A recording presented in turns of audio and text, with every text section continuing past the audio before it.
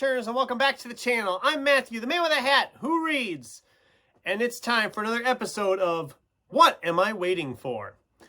If you're new to this series, let me fill you in what it's about briefly quick. Essentially, this is kind of like a follow-up book haul. I look back at my book haul video from a year ago, pull out all the books I haven't read from that book haul video yet, and then do a video talking about why I haven't and when I might be tackling them.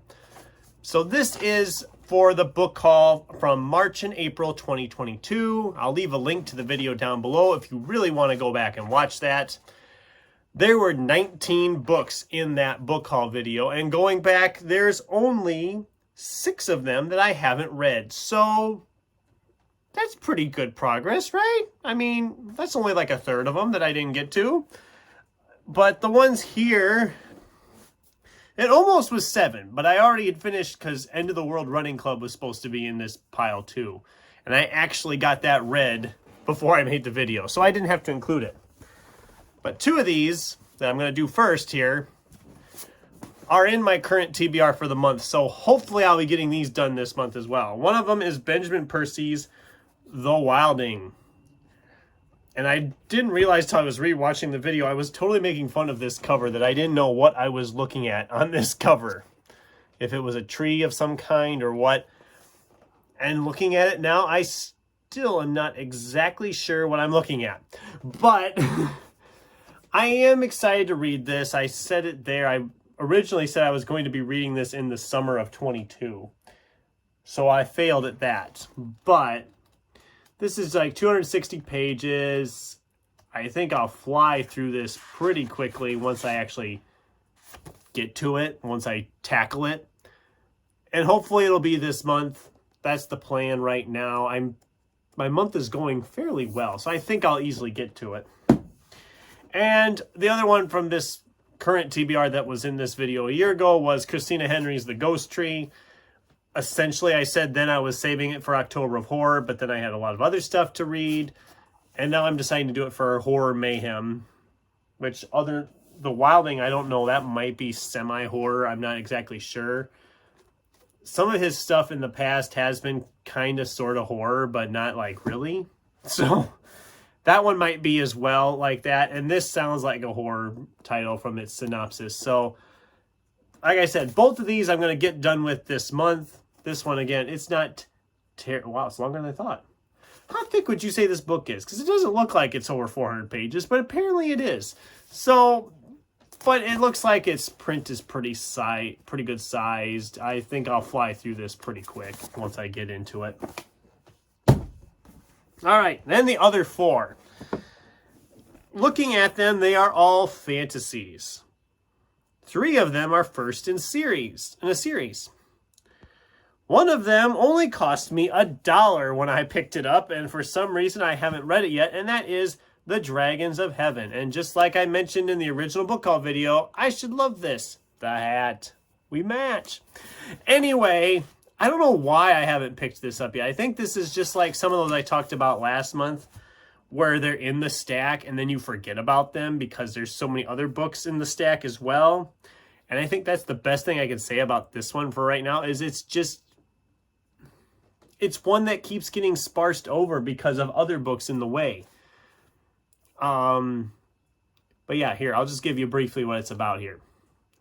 Street magician Missy Masters inherited more than the usual genetic cocktail from her estranged grandfather. She also got his preternatural control of Shadow and his legacy as the vigilante hero Mr. Mystic. Problem is, being a pulp hero takes more than a good fedora and a knack for witty banter. Determined to live up to her birthright, Missy journeys to China to seek the aid of Long Huang, the ancient master who once guided her grandfather. I mean, it sounds fun, it looks fun. I don't know why I haven't tackled it yet. Hopefully I'll get to this soon. I've debated trying to squeeze it in this month, but I have so much on the TBR for this month already that it probably won't happen. Maybe in June. I mean, I got a bunch of June on the Range stuff, but I'm going to be reading some other stuff besides, so maybe there. I'm going to get it read this summer. I know that because it's been sitting here a year now. Same with these other 3. Although this one is another one that I don't know much about it, and it just seems like I keep forgetting about it. And this is The Invisible Library by Genevieve Cogman. Again, I don't know why I keep skipping over this. This is the first in a series. I think there's like 6 or 7 of them. Maybe there's more than that by now. They list 4 in here. But I'm guessing that I think there's like at least 6. I don't know. Again, I don't know when I'm going to get to this. This is another one of those that I keep thinking, oh yeah, I can get this squeezed in somewhere. And then the month gets by and it's gone. So, I mean, I do want to read it because I want to see if it's a series I would enjoy if I want to continue on with it, which is the same case with these other 2. But this is one I want to read. It sounds good, but I just haven't gotten to it yet. I don't know what I'm waiting. What am I waiting for? Yes. My goal is on these. What am I waiting for? Is it's actually kind of going to help me get to these books that have been sitting around in my pile for a while, you know. This next one, though, has been sitting here because it's just another brick in a pile of bricks. This is Tad Williams' Otherland Volume 1, City of Golden Shadow. This is the first in a series of 4 books. I picked it up because at the time I kept hearing a lot about this series. The last time I was at half price, I just happened to look. I found books 2, 3, and 4. I could have picked them all up. They were actually thicker than this 780-page behemoth. They are bricks. I mean, I was like, okay, I still don't know if I want to commit to that unless I know I'm enjoying myself with this one. So I'm still going to try to read this one before I pick up any more. As far as when that will happen, that I don't know. Because, like I said before with fantasies, I have a ton of fantasy books that are first in series or they're just standalones or whatever. And they're all so freaking thick.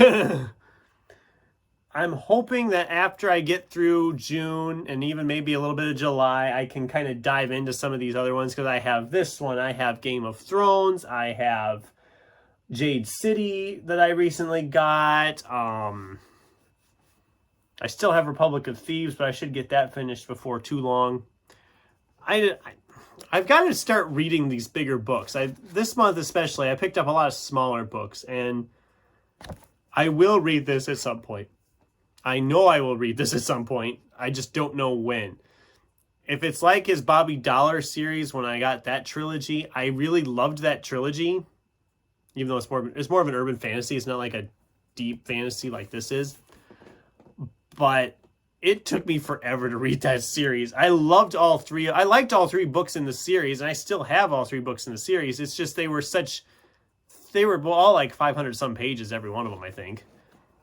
And I wasn't picking up the huge books as much at that point, so I just kept putting them off. I will get to this at some point. Don't know when, but I will.